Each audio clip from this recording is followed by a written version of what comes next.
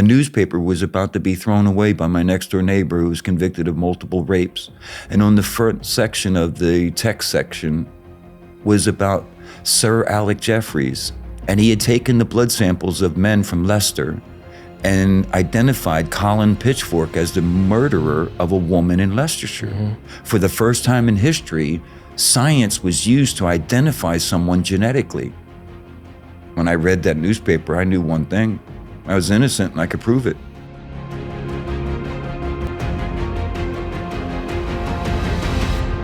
Hello and welcome to this episode of Extraordinary Lives, the podcast from LADbible. I'm Ben-Powell Jones, and joining us in the studio today is Nick Yarris. Nick, great to have you here. Thank you, Ben. Nick, for anyone who doesn't know who you are, could you give us a brief introduction to yourself? Yes, sir. I'm from Philadelphia, Pennsylvania, and at the age of 20, I was sentenced to die for the rape and murder of a woman I never met in my life. I then went on to spend the next 23 years of my life in solitary confinement on death row, awaiting to be executed. Thankfully, DNA testing proved me innocent in 2003, and I was released from custody in 2004.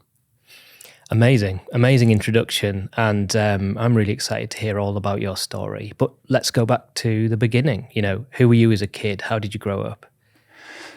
I grew up in the city of Philadelphia, Pennsylvania, on the east coast of the United States.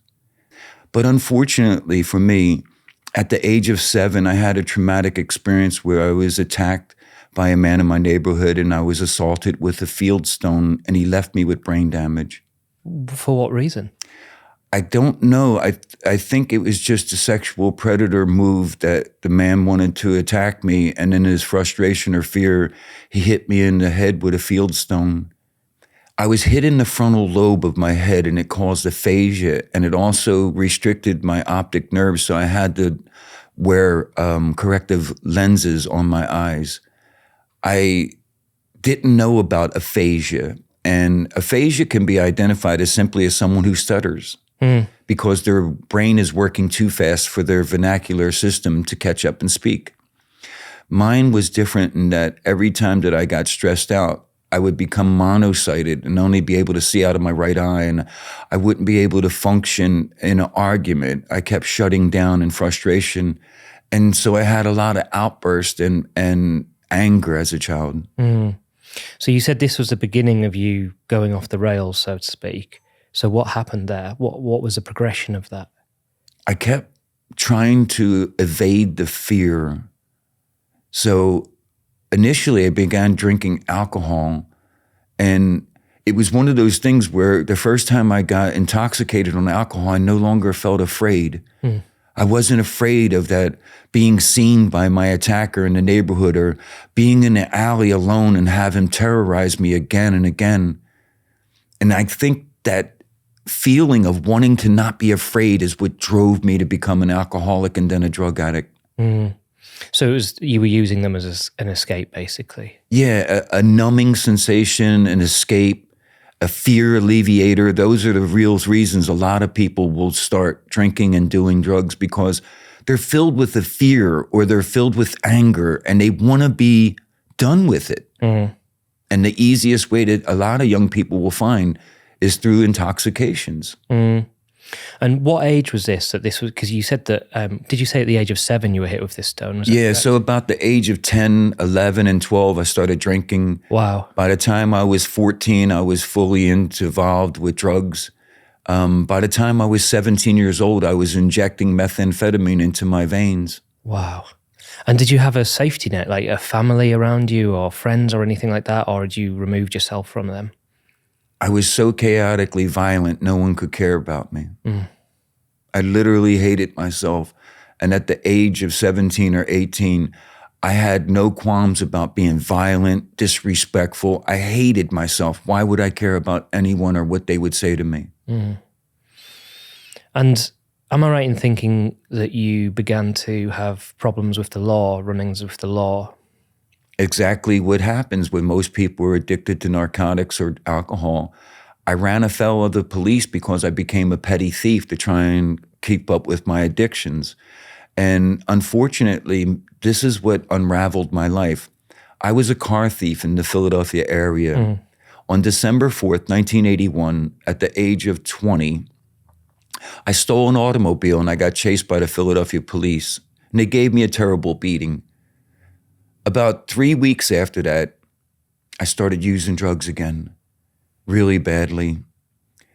And I went out one night in a stolen car again, and I got stopped in the city of Chester, Pennsylvania.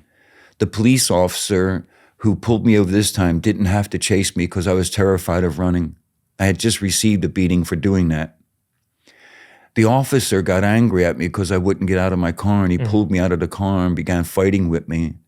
I knocked the club away from him after pushing his hands away from my throat, and he pulled his gun out. When he did, I put both hands on the gun, and unfortunately, it went off at that time. Oh my God. Where was it pointed when it went? Down at the ground. Right, that must have been terrifying. Well, it really escalated from there because I started to shout, "Okay," repeatedly, as if that was my surrender.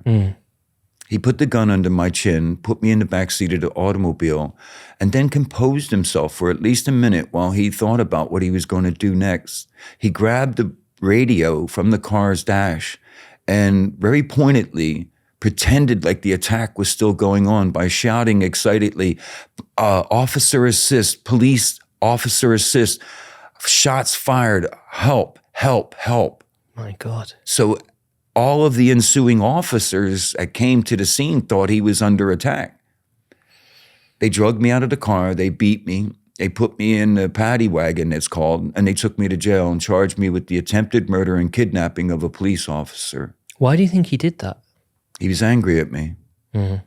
See, the officer Benjamin Wright, who would later be arrested for being a criminal himself, had never failed to overpower somebody in his life. For the first time ever, I overpowered him by resisting him. And I think that really struck his ego. So he said to the ensuing officers who arrived, I took his gun off him, that I actually jumped out of my car, ran back to him, took his gun off him, and was trying to blow his brains out with his own gun when he heroically overpowered me and took the gun back. So he literally flipped the story of what happened. On the spot. Yeah, wow. I was so devastated by this lie. As I stood next to my public defender, he told me I was going to spend the rest of my life in jail. Did you try to explain what had happened at the time when the other police arrived, or did you just, what were you saying when they arrived and he was started to say to them, he took the gun off me, etc.? I didn't get a chance to speak. They beat me. Right. When one of your fellow officers has almost been killed, it's not pleasant. And in America, they were jacked up at this time with anger. I went into the prison and I capitulated. I fell apart. I admit this.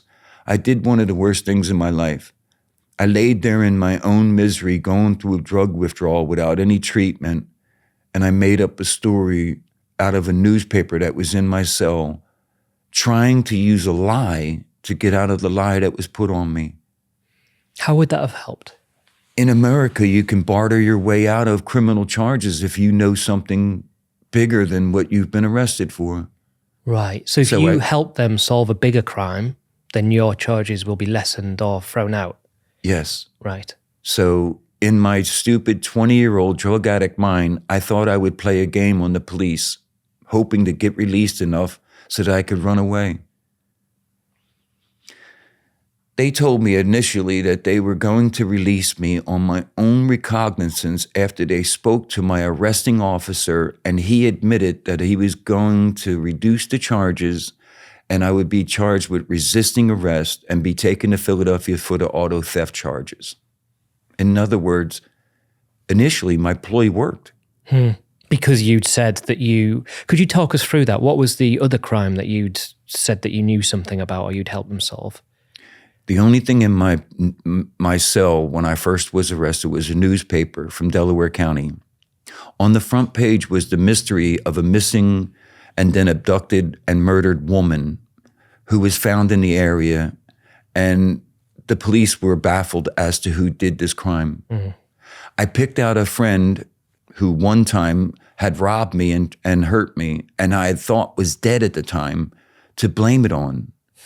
I told the police that this person who I thought was dead did the crime and told me about it, and hoped that I would be able to trick the police with this stupid lie.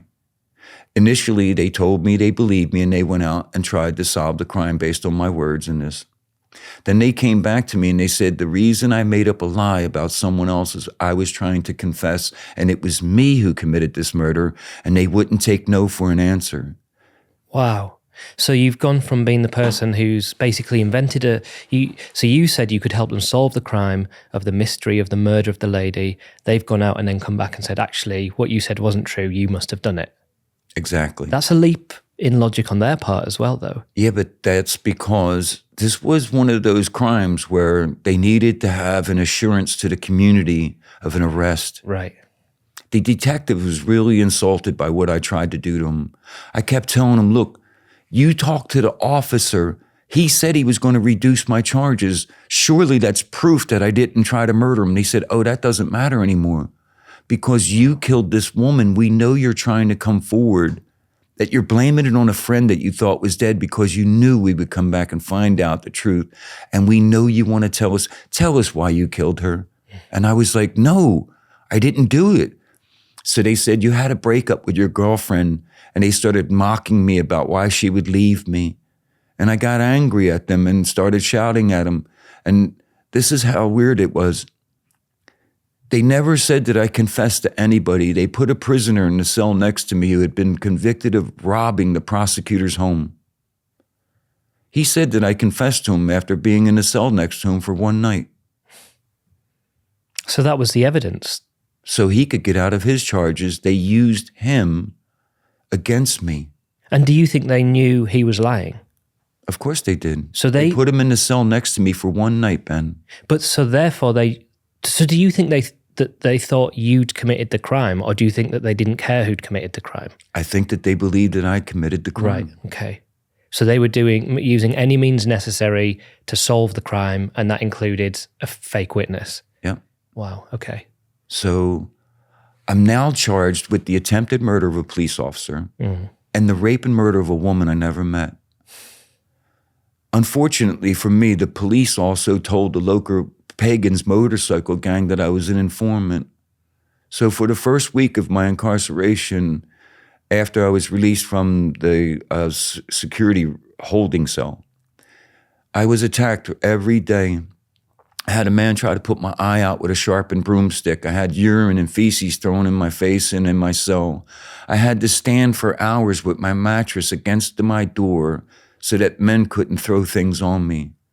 And then when I got the door open for my shower time, I would come out and attack anybody in front of me, whether they did anything to me or not. I was trying to stop the savagery that was being aimed at me. After a week of that, I hung myself in my cell. And a prison guard came in and cut me down and told me I wasn't allowed to cheat the state of Pennsylvania out of my punishment. My God. Why was it true that you were an informant? No. Why would they do that? Because they were putting pressure on me to try and make me come back to them again to confess. Wow. Okay. And at that point, after a week, you decided enough was enough and you wanted out, but they wouldn't allow you to do that.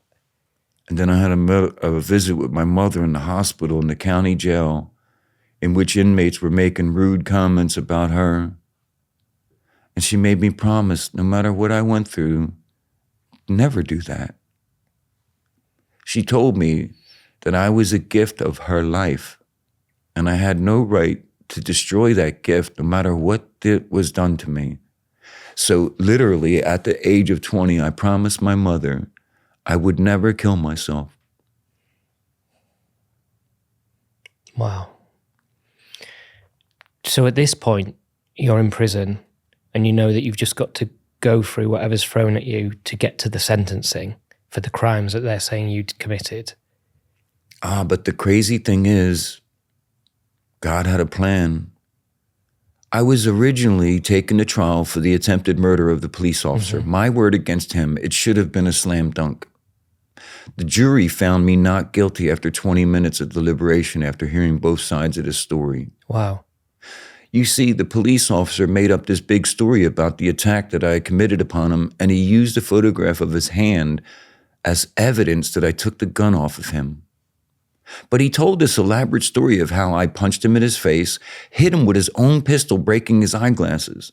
My lawyer simply said, if you were going to take a photograph of the evidence of someone assaulting you, surely you would photograph your face. In that moment, the jury realized he was lying. So they found me not guilty, and it was one of the worst events because the prosecutor became so incensed by losing that trial, he threw the case file against the wall and promised me I would never leave the county alive. He then, on his own, took over the prosecution of the homicide case of this woman that I never met and demanded the death penalty. Wow. Okay. And you're 20 at this point. 20 years old. And you've been told that you're going to be up for the death penalty. How did that feel?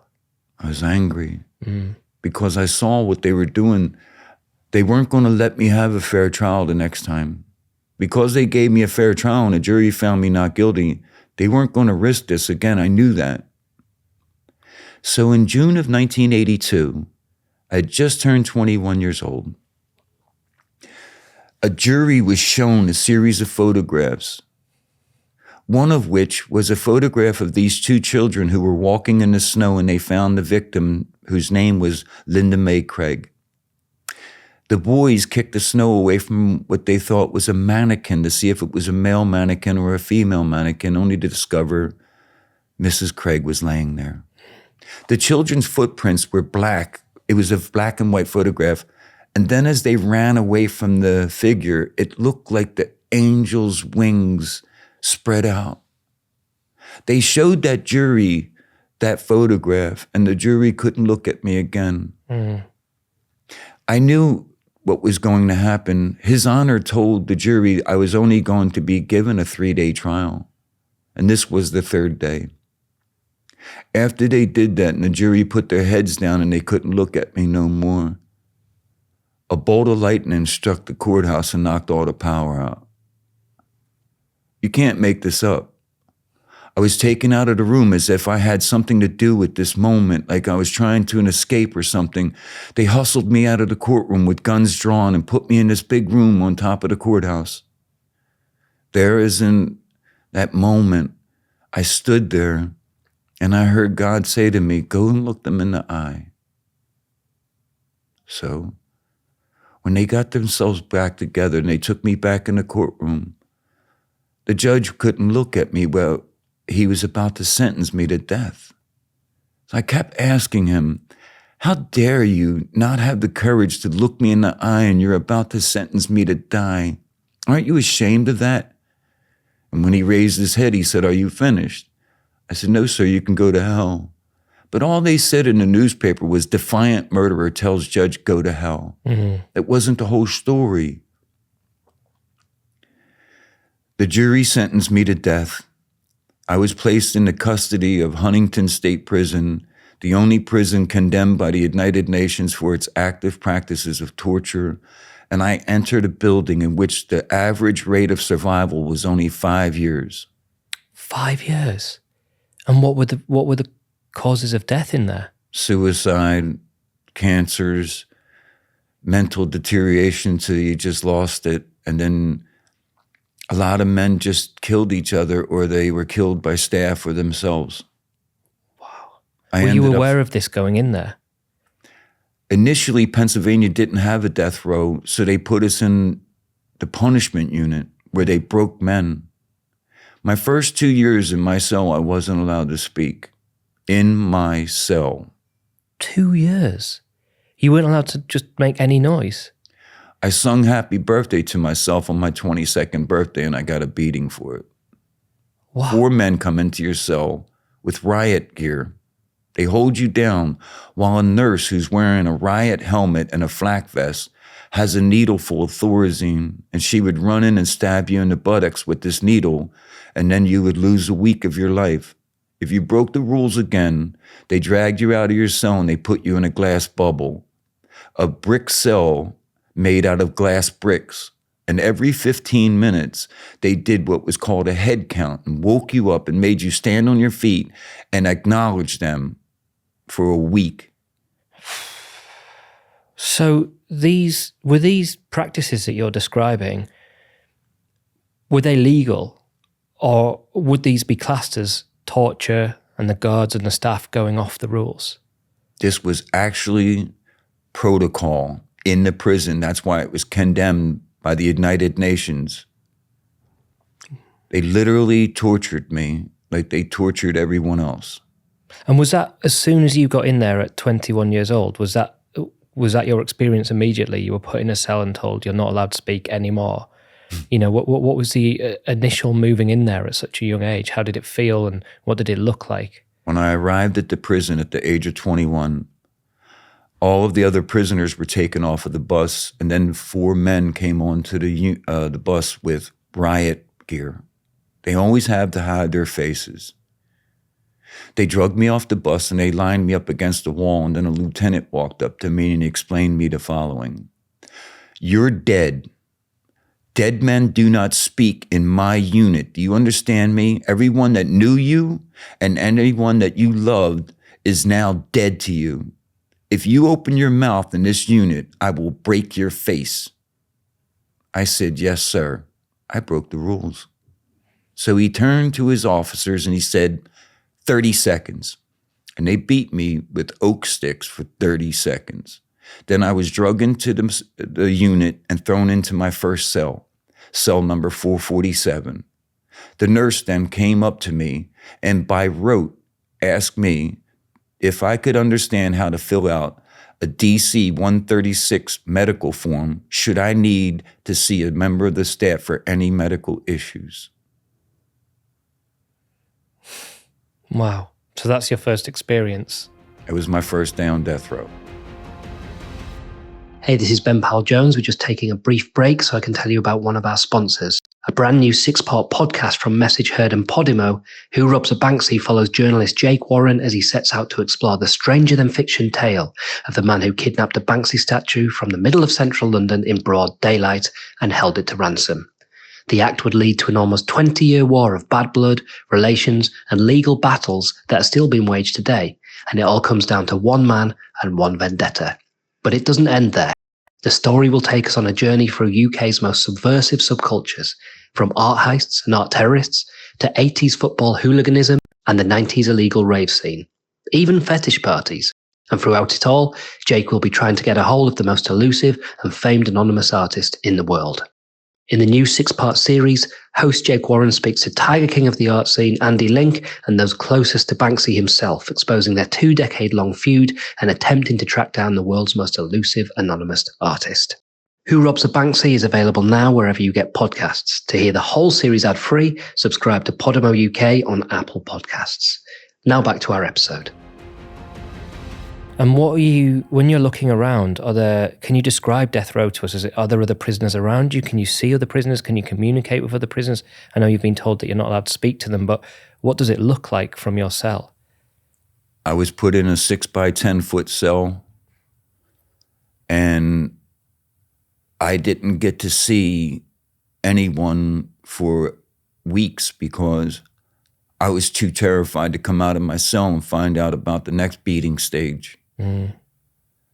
The next time I came out, I was stripped naked and taken to the showers, 6 at a time, with 12 officers escorting 2-on-1. Then they put you in this giant building room and they turn on these spigots of water above your head. You have 3 minutes to shower. You get water on your body, you get soap on your body as best you can and hope nobody attacks you.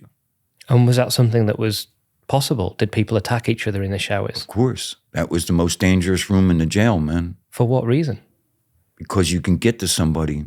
I watched a kid get stabbed to death with a pork chop bone that was sharpened.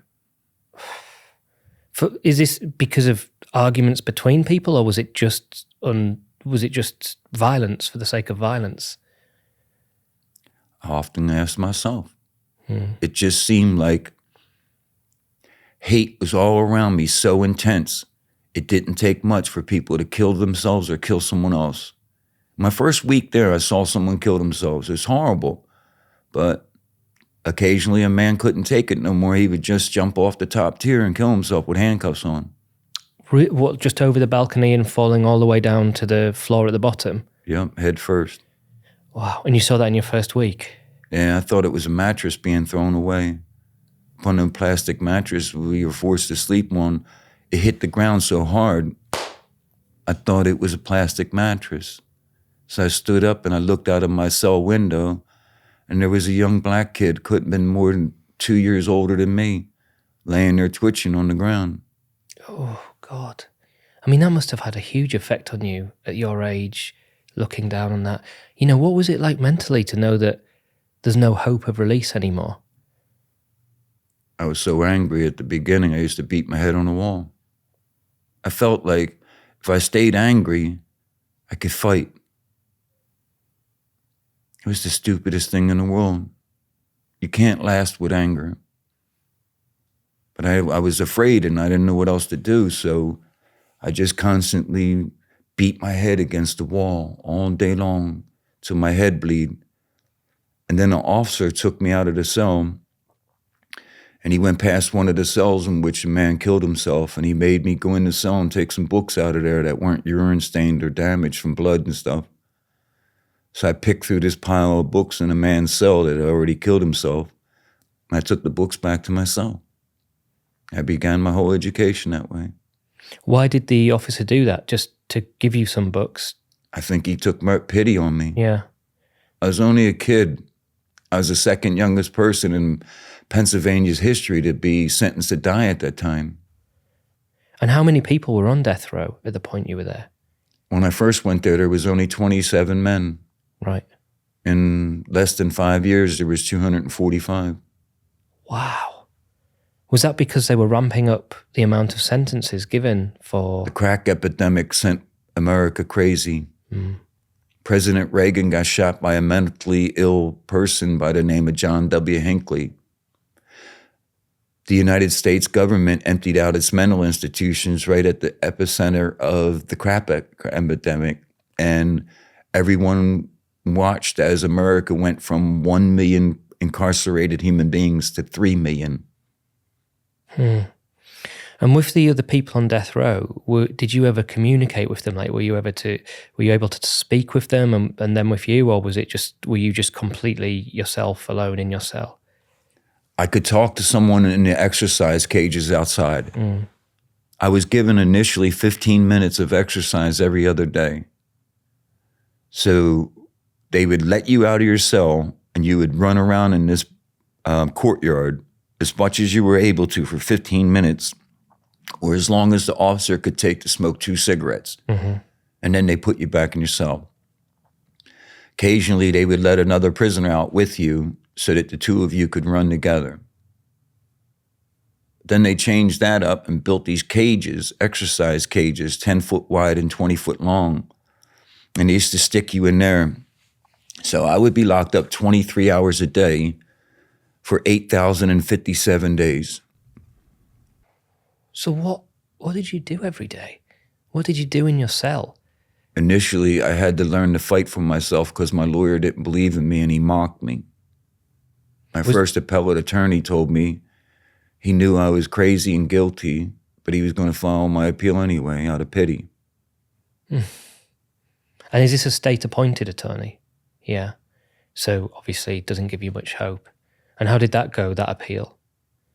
I was actually granted a new hearing for a new trial. But this is crazy.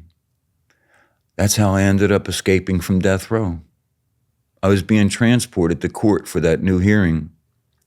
See, I was convicted of the abduction and kidnapping of a woman in the state of Delaware, not in the state of Pennsylvania.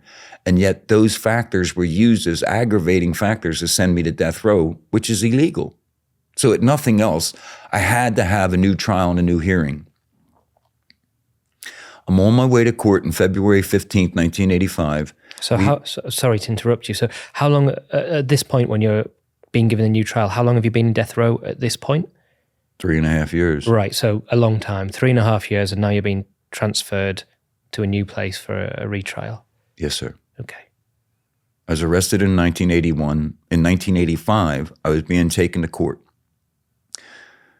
We stopped to use the restroom in the coldest night of the year, and I'm wearing eyeglasses. I get out of the car.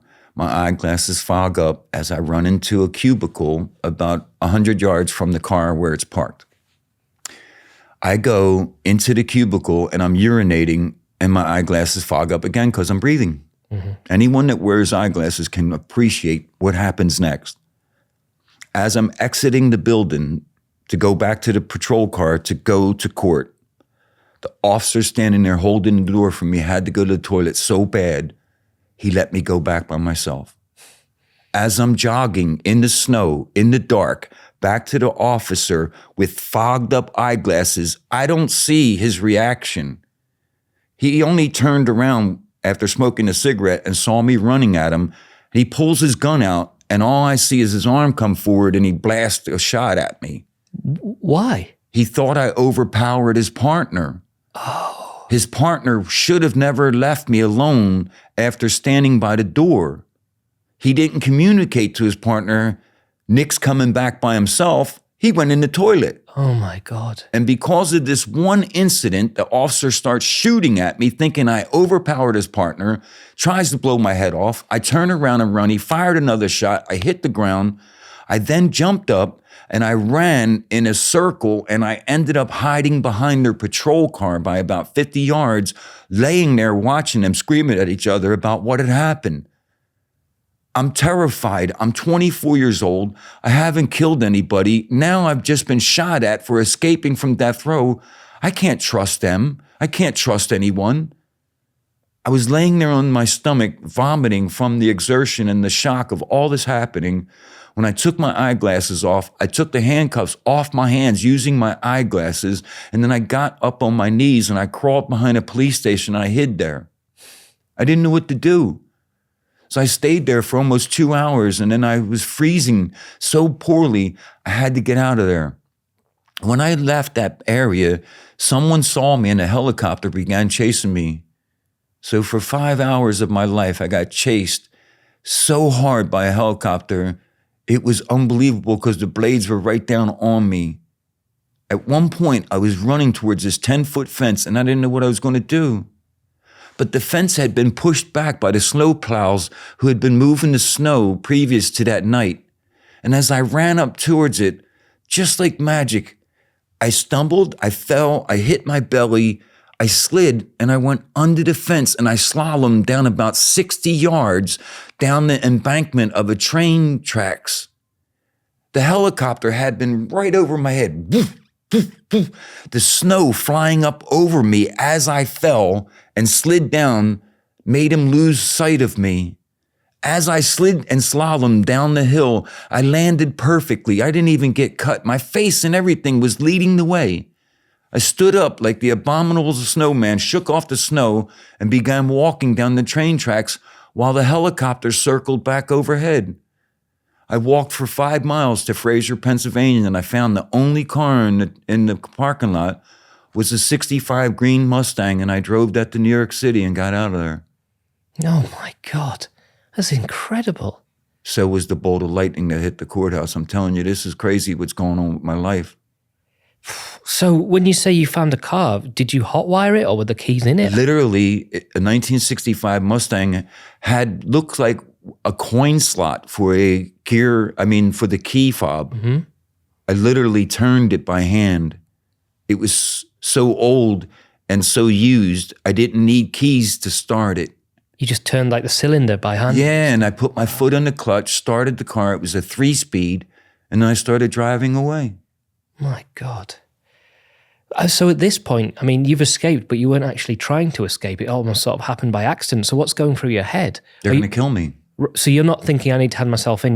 You're thinking, I need to get away from I'm here. thinking, I got a new trial being ordered for me by the Supreme Court, and they're afraid I'm going to get to be able to prove my innocence, so they're setting me up to kill me. Mm. That's my mindset. Why would dude blast at me? See, I didn't know what happened about the officers at the time of the cubicle when I'm urinating. Mm-hmm. That was all testimony later on at my escape trial, when they explained to the court why they did what they did. All of this is verified. It's crazy. So I'm on the run, and now I have all these scratches all over me. I'm in New York City, and I look like a horror show. I saw all these televisions with my mother on the news, and I thought they're going to kill me. It's crazy. I saw in the window of a shop, it was two gay men standing there together in a loving pose, and it was a hair salon. And in an instant, I don't even know why I did it to this day. I burst in the door and I pretended I was being attacked by my boyfriend. And I said, look, you got to help me. He's going to kill me. Look what he's done to me. They looked at me and all these scratches and cuts and they said, sit down. In the next 3 hours, these two men put makeup on me. They dyed my hair. They permed it. And they got a friend of theirs to come over who was an optometrist and give me a pair of eyeglasses. Wow. In 3 hours, I walked out of that shop completely unidentifiable to the police. God, so they did that just to help you out. They were just doing it out of the goodness of their heart for someone that they thought was in trouble. Yeah. It's amazing. Because I was so young, they really did think that my boyfriend was beating me and hurting me and that I could escape him and his terrible clutches upon me if they changed my appearance. So how long were you on the run for? 25 days, and then I turned myself in. Wow. I mean, what's it like being on the run? Oh, no, Ben, you don't ever want to know that. Every moment, you're just waiting to get shot in the head. Mm. I would be walking down the street and freak out. Do you know what I mean? Mm. I had a crazy experience where I met a girl in Florida. We hooked up one night, and then she invited me back to her house the nice evening, and I thought I was going there to pick her up for a date. Her mom invited me in, and I ended up having dinner in these people's house with their family while being on escape. It was so surreal. Part of me wanted to be normal, and I was so polite and sweet at dinner. When the police contacted that family and told them later on who I was, her mother said, well, I can't believe this is true about him because to this day, he's still the most polite, kind person my daughter ever brought home. Mm. Crazy. And were you sleeping rough at that point?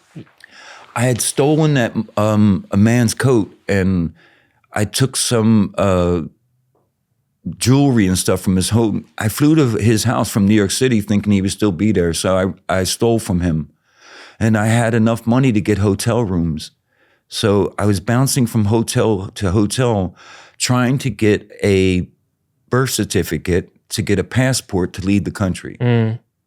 So I drove all over the state of Florida back and forth trying to do this before I realized it was just total folly and I had to go back. Mm.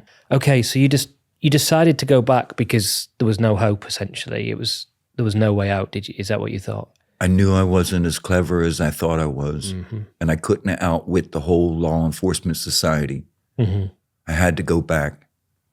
I called my father from Florida and I asked him to tell the FBI where I was.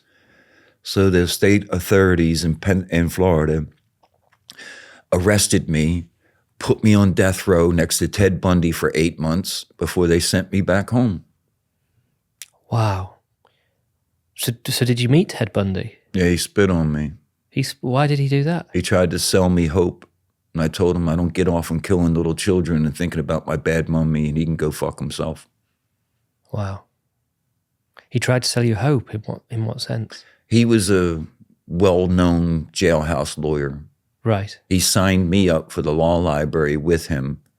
Teddy knew about me from being introduced to the jail, and he used to live in Philadelphia, so he was going to meet me. Mm. And was he famous at that point? Did you know who he was? I knew who he was, and I had no respect for him. Yeah.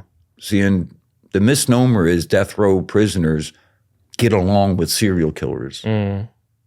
People who go out and butcher women and children do not get a warm reception in prison. Mm. Plus at the fact, at that time, he was boasting about getting one of his visitors pregnant, so he had gotten all the death row prisoners' visitation taken off them. Everybody wanted to kill him. Right, okay. Okay, so you got put there for 8 months, did you say? And that was while they waited to move you back To Pennsylvania. to Pennsylvania. And this escape had happened because you were going for a retrial. So was the retrial then cancelled, or did that go through? What was the results there? I ruined all my appeals. the state of Florida put 35 years onto my sentence. And at the time that I was returned to Pennsylvania in 1986, I had 105 years of total sentences plus the death penalty, and I wasn't expected to live. Wow. Okay. And at this point, so earlier you said that you were legally allowed a retrial because they tried you in the wrong place. Was that still possible, or was that now just off the table? Everything was off the table. Okay. Right. Okay. That must have been quite hard to think about, in the sense that there was no way out, right? No. I enrolled in university and I began reading all the world's religions. Why did you do that? I don't know. I wanted to have respect for everyone's beliefs.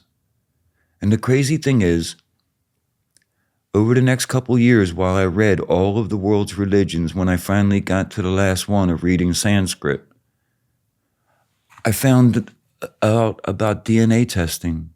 A newspaper was about to be thrown away by my next-door neighbor who was convicted of multiple rapes.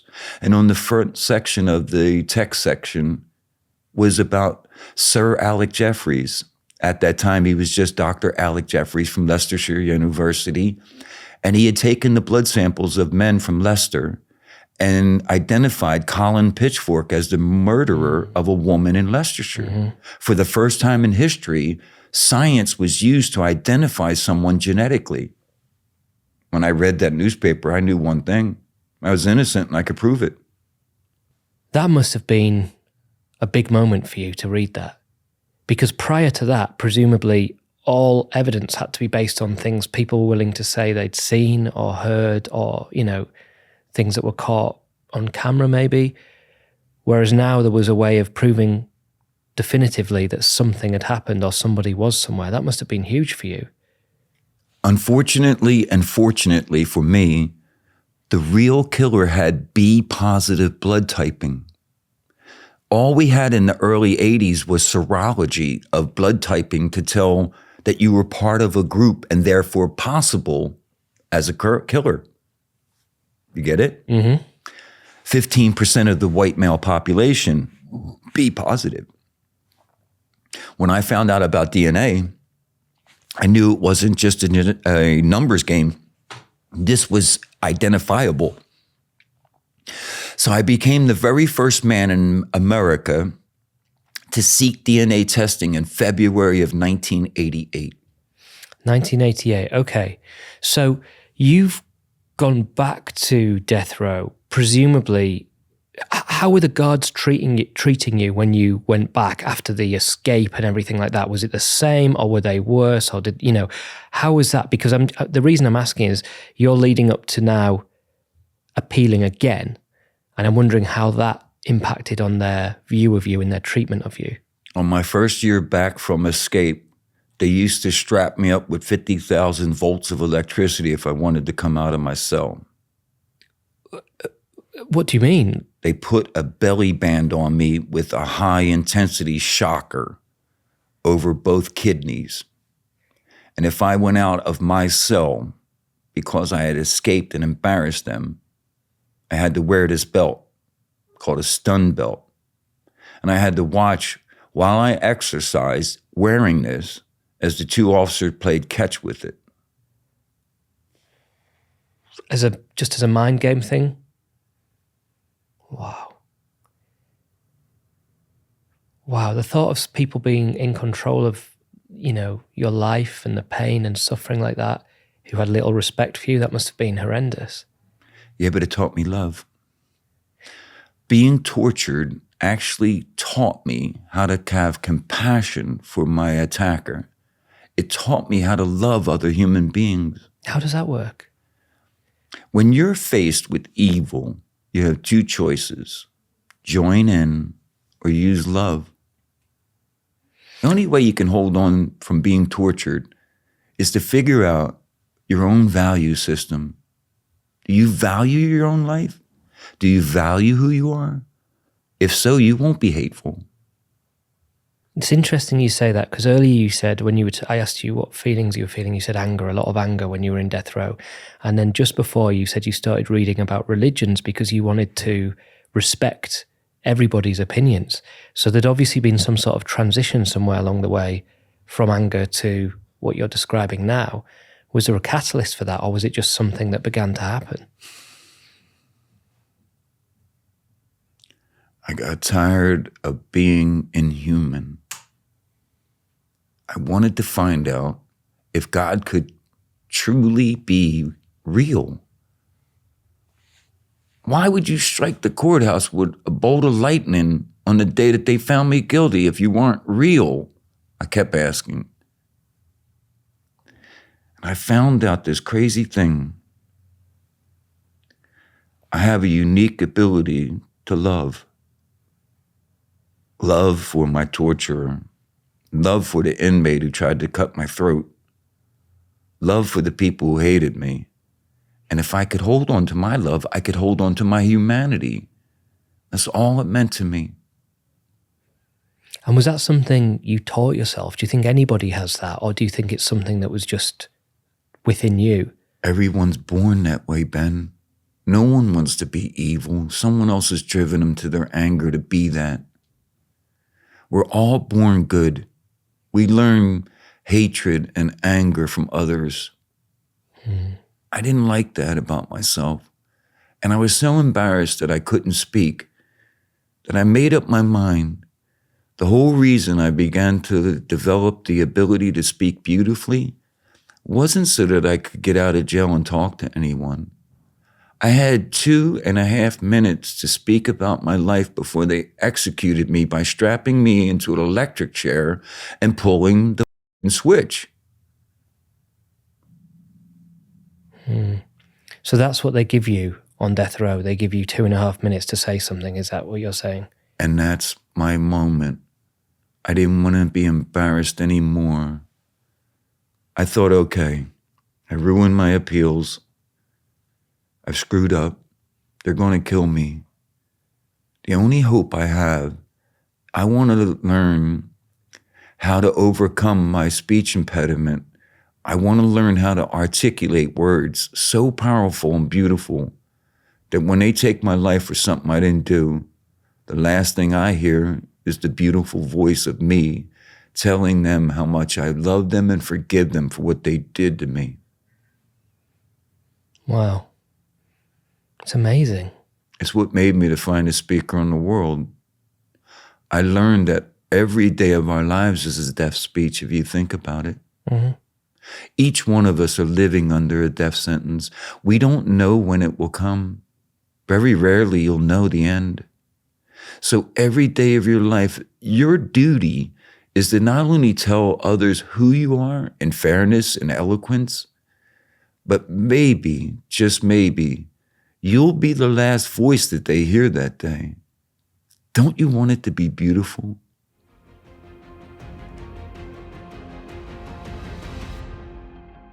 This is Ben-Powell Jones. We're just going to take a break from today's episode to talk about one of our sponsors, BetterHelp. This show is brought to you by BetterHelp. How much time do you spend on yourself in an average week? So easy to get caught up in what everyone else needs from you and never take a moment to think about what you need from yourself.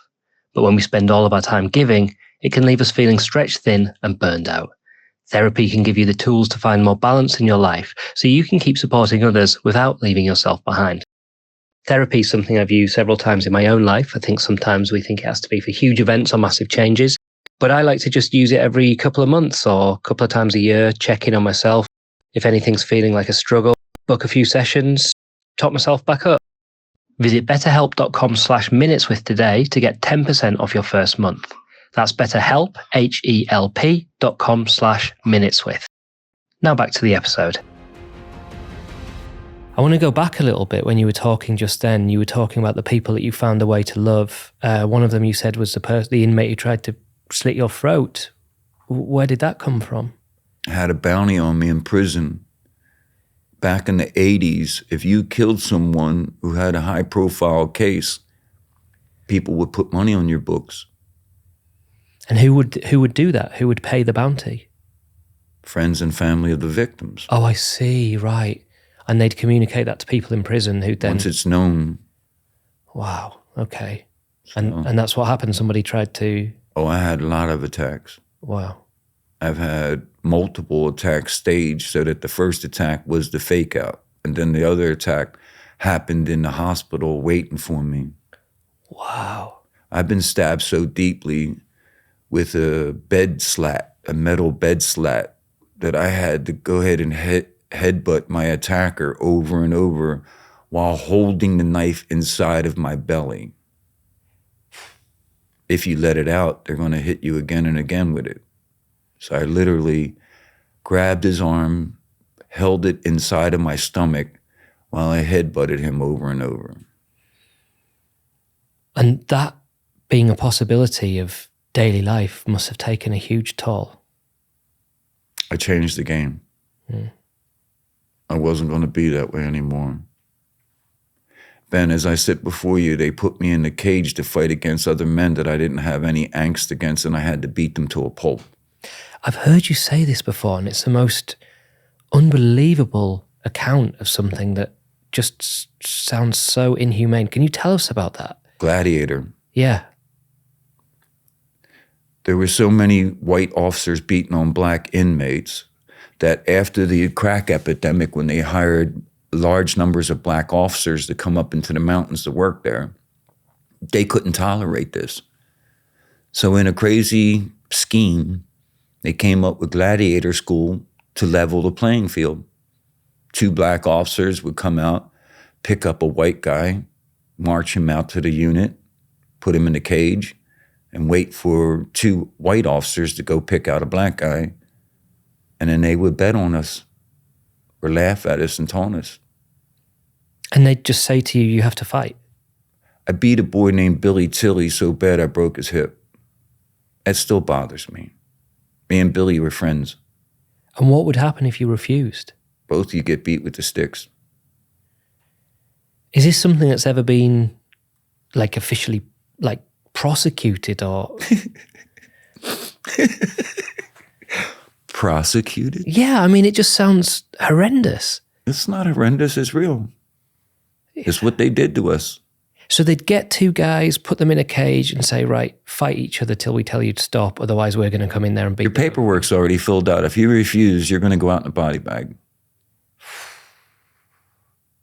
And when would they let the fight stop? What was the point? Somebody's got to go down. Yeah. I stomped a lot of people. I had a fight with one guy who was so big, I thought I was going to get overwhelmed. Luckily, I broke his ankle and did him. But I promised my mother I was coming home, so I don't care who they put me in a cage with. I was going to whoop his ass. Mm. And how many of those gladiator sessions do you think you went through in total? Probably about 50. God. And do you think they had do you think they'd have been worried that it could have gone too far? Like, surely if someone had been actually killed, that would have been something that was looked into, or? No. Man.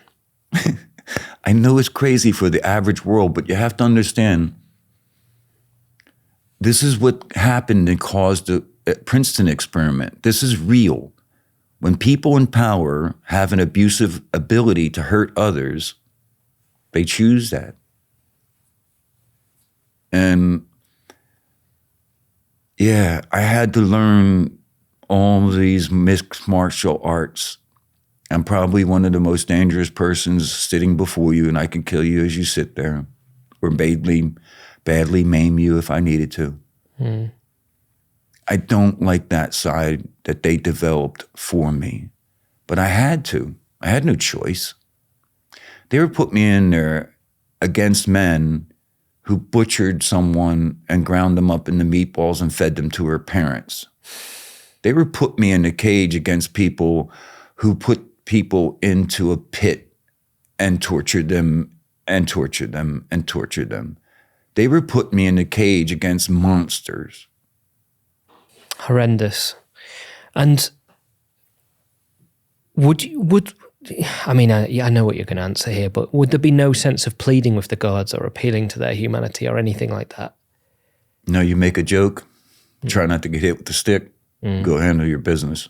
Mm. I didn't kill anyone, Ben, but I was around murderers. Mm. I had to be harder than the murderers. Mm. Mm. And you were there on death row and you were innocent. And there was other people on death row. Do you think that were in a similar position to you? Or was your impression of that death row was by and large filled with very dangerous people who were there for the correct reason? 85% obviously guilty. No problem with that. I'll agree to that.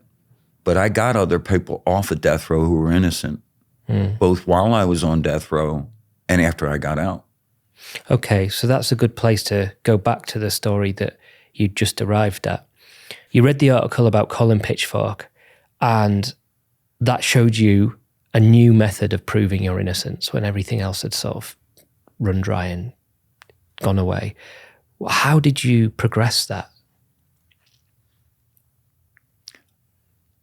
I told my lawyer initially I wanted to try for DNA testing, and he was excited about this because it could prove either way if I did it or not. Mm-hmm.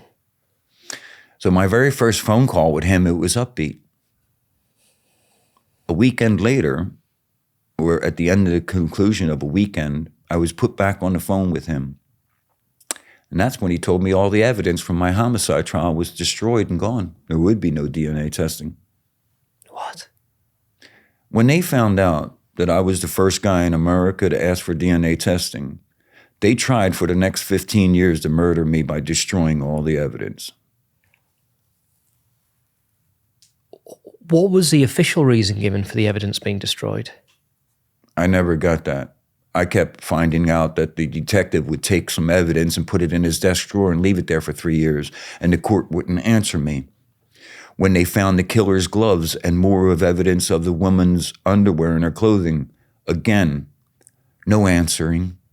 And they drug it out for 15 years while I was then stricken with hepatitis C. So the woman I married and was in love with for 9 years of this ordeal, when I first found out about DNA testing, I had the courage to tell her I was innocent. And I married her in handcuffs. And then over 9 years, she stood by me and helped me with this effort for DNA testing, and then she left me when the evidence broke open and spilled in transit. So after 15 years of trying for DNA evidence and being stricken with an illness, I asked to be executed. Okay, there's a lot there. Let me just go back a little bit. So you met somebody in prison and got married to them? Yes. Was that? Can you explain a little bit about that? The Pennsylvania Prison Society was a group that was trying to have Huntington Prison shut down for its active practices of torture. They came there one day to interview 5 different prisoners on death row and get their stories before a court about the complaints that they had about the torture that they were enduring. When I was brought out, having already escaped from death row and ruining my appeals, I wasn't like all the other prisoners before me. I had no laments. So I sat before this woman named Jackie and her friend Pamela, and I told them I had no complaints. And they were like, but they're torturing men around you and you're being made to fight and like all these horrible things. And I said, yeah. And for the love of God, I'd love a good cup of coffee. And they were like, how could you be so cavalier about this? This woman was really put off by the fact that I wasn't complaining. But I was sitting there with 105 years plus the death penalty. I was going to die because I made up a story about a murder I didn't know anything about. I put myself on death row with my own stupid mouth. Get it? I didn't have any complaints. I felt like I deserved a lot of the punishment they were giving to me. But it bothered her, and so she came back by herself the next week and the next week and the next week, and she wouldn't hear no. She wanted to know why I wouldn't bother to be upset about where I was, and I told her, I'm in the process of living. I'm not in the process of being here or being here to be executed. I'm trying to live. As such, I was in the midst, I told her, of reading all the world's religions and as many beautiful books as I can so that by God, I'll have enough poise to speak for myself when they execute me. 6 months after I met her, I found out about DNA testing. It was like a miracle. God gave me someone that loved me while I fought for myself. I didn't know she would leave me. And you said she would leave you after the evidence broke open in transit. What was that?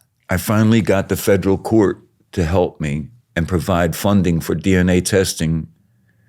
And when the evidence was shipped out to California from Pennsylvania, it broke open in transit and we lost all the evidence in the box. Jackie, after 9 years of being married to me and loving me, walked into the prison and said, I can't take it no more. I have to get out of this situation because my mother just died and I'm in a house full of legal boxes and you're never coming home. So I manned up. I wrote her a beautiful letter and I thanked her for the 9 years that she loved me, and I sent her on her way. Are you still in touch? No. Wow. And that must have been crushing for you, the evidence being destroyed. Yeah, so I decided right then and there I was going to circumnavigate the globe while sitting in my cell on death row. I began writing to pen pals all over the world, and I asked them only one favor. Set my hair free into the oceans because that's my DNA, and I might not make it out of here. So could you do me a favor? Let me be free. So I sent my hair to New Zealand, Peru, Australia, Europe, everywhere I could find a pen pal. And I asked them, could you do me a favor? Help me circumnavigate the globe while I'm sitting on death row. And then how long did you, at the point that the evidence broke open where you thought you'd found an answer to your innocence, how long had that been? How long had you been on death row at that point? 18 years. Wow, okay, 18 years. So what were the events that led up to your release? I was stricken with hepatitis C. Yeah. How do you get hepatitis C? The dentist didn't change the suction return on his machinery. And after the escape, they beat me for 4 minutes with clubs and they broke my teeth. So he had to do oral surgery to cut my gums and remove the bones. So I got stricken with the same hepatitis C that killed a couple of the other men underneath me. Wow. So I had to sit in my cell and listen to them torture the other inmates that died. Okay, so you've got this illness. I mean, one of the things I wanted to ask is, you'd been sitting on death row now for around 20 years. This country, as you know, doesn't have the death penalty. Why don't they, when they've decided to give the death penalty and that you're guilty of it, why don't they execute you the next week? What's the 20 years? You have an automatic guaranteed appeal. I But see. when there's 250 appeals going on, it takes a long time for the courts to address all of them, I see. as well as the non-death penalty cases. I see. So the time it takes to execute a prisoner is basically the time it takes for them to exhaust the appeal process. While amongst the backdrop of 1,000 appeals going on. Okay. All right. So you were ill, you had hepatitis, and please take us forward from there. I signed up for the treatments. Interferon and ribavirin are the two cancer-fighting drugs because in the Western world, the philosophy is nearly kill the host and you'll kill a virus within the host. So they nearly killed me, but they blinded me in my cell, and I felt like that was enough. So when I got my eyesight back after 3 days of being blinded in my cell, I sat down and wrote a letter to the courts and I asked to be executed for something I didn't do. And why did you, was that just the end of that was just the end of what you could take? I decided not to be like Dale Carter, who was tortured on his way out of dying from the same illness in the cells underneath me, with the nurses euphemistically asking him would he like some aspirin while he died of the pain of impacted bowel syndrome. God. I wasn't going out like that. So you requested an earlier execution? I asked that my lawyers be dismissed so that I could be executed. And the federal court stepped in and finally ordered the remaining DNA testing be done. Based on you asking to be executed? Yes. Why would they do that? Because a man that's been asking for DNA for 15 years didn't sit right with the judge. Okay. So that sounds like someone doing the right thing after a lot of people doing the wrong thing. Yes, sir. Okay. And what happened? In February of 2003, the murderer's gloves yielded DNA from the victim and from the murderer and from a possible second female victim. The court then ordered a consumptive test of the remaining evidence. I was brought to this cheap hearing and agreed to it like I wouldn't. And in July of 2003, they got spermatozoa results from the victim's underwear matching the killer's gloves of unknown male, whoever he is, and then another man's DNA as well, and none of it matched me. Wow. And was that, at that moment, is that you being free, exonerated? Being exonerated, but it still took me another 8 months to be let go. Okay, so they've decided that you definitely are innocent. Why does it take 8 months to be released? No one wants to let the murderer and the monster go that they feared, who escaped and terrorized them. They literally thought I was going to get out and get a gun and come kill them because of what they did to me. Wasn't my mindset, but that was theirs. What did it feel like to be told the DNA test had come back and cleared you? It was it was the most anticlimactic moment of my life. Wow. Okay. Why? I had my first lawyer on the phone telling me the results segue into how I was the office joke, how they didn't believe me, and oh my God, I guess you are innocent. Followed by me hanging up the phone from him, calling my mother up, and trying to excitedly tell her the news, only to be told, that's wonderful, but your brother Mikey's having a seizure at my feet, and I can't even handle that right now. I'm so happy you're going to get your life back, Nikki, but Mikey's laying on the ground here, and I got to put something in his mouth so he doesn't choke to death. Wow. Okay. It's pretty heavy. How did you feel? Cried my eyes out. Look at the damage I did to my family. Look at the damage I did to my life. The damage you did to your family? Oh, yeah. I put myself on death row by being a junkie, thief, and a liar. I put myself on death row. They just helped to put me there as well. I never once want anybody to think I'm not responsible for what I did to myself. I made up a lie about this poor victim. May I never forget that. And I cried because I ruined my life, not because they did anything to me.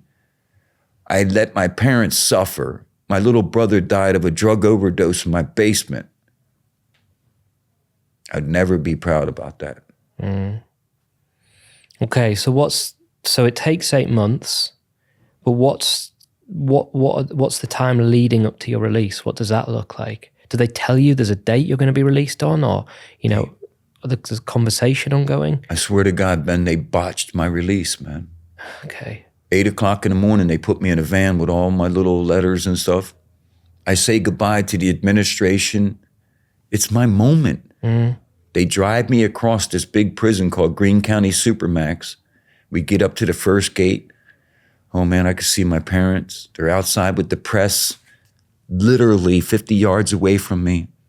I get up to the last gate and they say, he ain't going home. Paperwork in Florida's not done.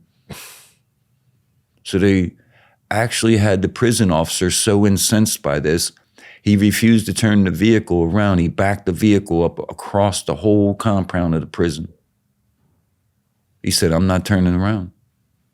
So we backed up, and the administration surrounded the van and started pleading with me to understand that it wasn't them playing a game on me or a joke on me, that this was just a procedural problem for the state of Florida.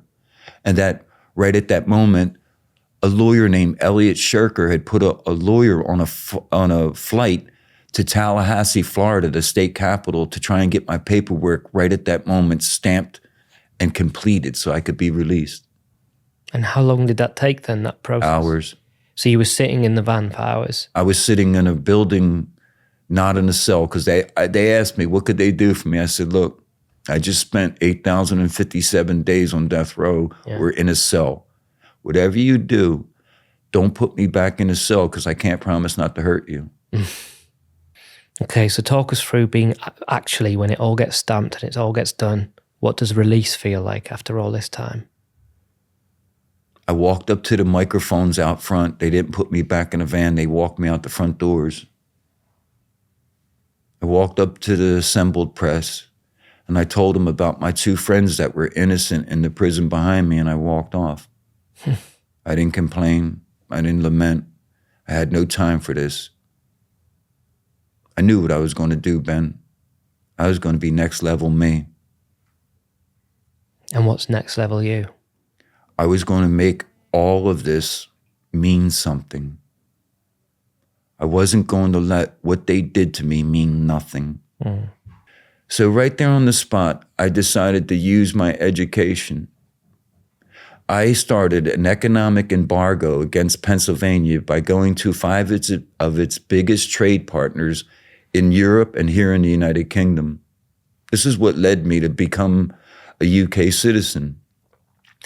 I came here to address a combined session of the lower house of Parliament only 10 months after that day when I got released. Imagine you have this wonderful world-class education where you know you can effectuate change, and you've been given a beautiful voice practicing for your own death. I knew I could do this. So much so that I went on in just months after my release to have some of the biggest platforms ever of speaking, including the Colosseum in Rome and other places. And did the US ever admit wrongdoing? Did you receive any compensation? I had to file a lawsuit against Pennsylvania, but no one's going to ever bear responsibility like that and come forward and apologize. You're never going to get resolution, and any money that they're going to give you is going to be pity money. Of course, yeah. So I decided when I first came here, I went to Hyde Park Speaker's Corner and I began practice my speaking. That's where it all began. I had no bank account, no home, other than the one that was being given to me by the woman I had met who brought me here. And I began my whole career believing in myself by standing in the park, practicing my speaking beautifully. And you've mentioned God a lot during this conversation. Are you quite a religious person then? I am not, but I'm a spiritual person. Okay. You know the difference? Please tell me. Religiosity is adherence to the religion, whereas I believe in God itself, and its energy form is in many forms. That's why I made the endeavor to read all of the world's religions so I could respect you if you're Hindu, Muslim, or whatever. I believe that God is good. That if you read any one of the world's religions, invariably, it's an instruction course of being a good human. For the reward might be in the afterlife or this life, but still, it's still an instruction on what? Being good. Your life has been incredible, so unique. When you look back on it, what do you think it's taught you? Upon looking back and reflecting upon everything, the answer truly is love. If you can develop kindness, and I mean real kindness, for yourself and others, you can become the most incredibly strong human being you ever imagined about yourself. I used to think that anger was the way to keep me alive, and that my fist and my fury were my way of answering any challenge. Then I found out how powerful I could become by being a kind person. Kind enough to myself to respect me, kind enough in life to help others. That's such an empowering thing. I know I'm one of the baddest men on the planet. I am the finest speaker alive, and I believe in myself so much because I learned to love this person that I am. I wrote a book called The Kindness Approach, and basically I have lightning in a bottle. I can get that person, whoever it is, to actually come back. Time and again, people with destroyed lives have trusted me, and they've healed. And if I think about that, isn't there any bigger, more beautiful gift you can be given than that alone? I'm living one of the greatest stories of all time. I get that. But I'm also living it with kindness. Look, I mean, earlier on in the conversation, you said that you wanted to become a great speaker, and it's actually really hard to imagine you not being a great speaker, because genuinely I've sat here for the last hour and a half just absolutely entranced by not only your story, but your unbelievable way of telling it. You are a fantastic speaker. And I just want to say thank you so much for coming here and being so open and sharing such an incredible story. Thank you, Ben. I want you to know something. Every time I speak, I have this one notion. There's a person who's going to hear this, who's had the most tragic things. But listening to me, they know it's all a lie, and they're going to come to me. I'll show you by message. You'll see. I've had so many incidents like this. My blessing will come from the person who needs this moment to be real. For that, I'll always pour my heart out over and over, because I know that's my purpose now. I can't believe I got a chance to sit down and address so many people on the LADbible platform. For those of you who don't know this, I came back to England recently because I'm in love with this country. So I don't care if you're from Scotland, Wales, Ireland, or wherever. Thank you for being family to me. I thank you for listening to me today, because we only get this one chance. May it be beautiful. May it be something important for you. Understood. Nick, thanks so much for being here. It was a pleasure to meet you. And the same, Ben. Thank you, everyone. And I look forward to you finding me on Instagram or wherever. And I hope that I can come back in the future and show that this is real. Of course. I look forward to it. Definitely. Thank you, brother. Thank you. Even though I was quite comfortable there, I was going to get executed. They said they were going to make an example of a Westerner, and I think I was it. There was a time limit there. Yeah, I had to go out the old-fashioned way, which was cut my way out of the cell bars.